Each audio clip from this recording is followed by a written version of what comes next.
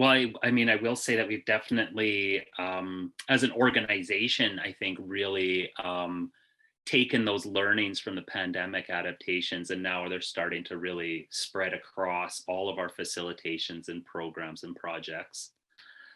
So that's been really neat to see. Definitely much more intention and effort on online engagement is occurring. So we're definitely having a lot of discussions around what's working and what's not working in terms of Zoom engagement and online engagement.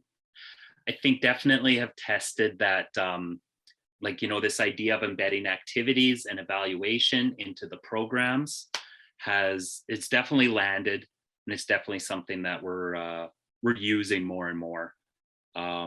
So much more use of things like Mentimeter, PolyV, Miro boards, especially the ones that integrate well with Zoom. Last couple weeks have been really busy for us just getting this next round of sessions rolling, but those are ongoing right now. And Marla and the research team have given the facilitators some nice opportunity to kind of give us feedback as they go through. So they're filling out a facilitator logbook.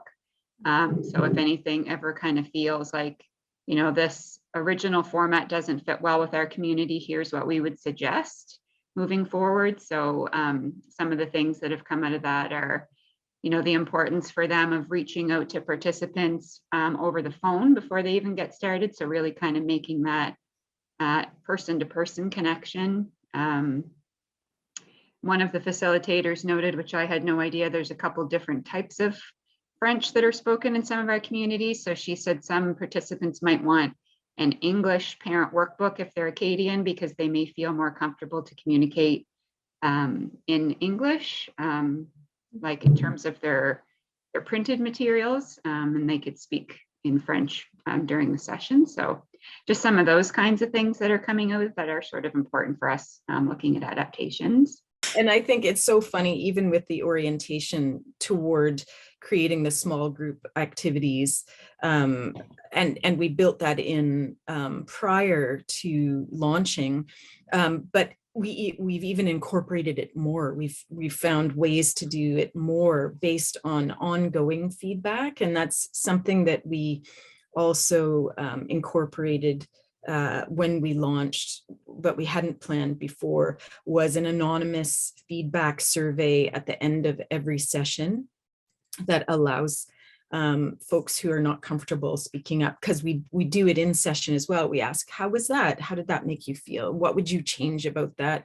We prime participants to understand that they're really key in making this a better experience for youth that'll come to it later.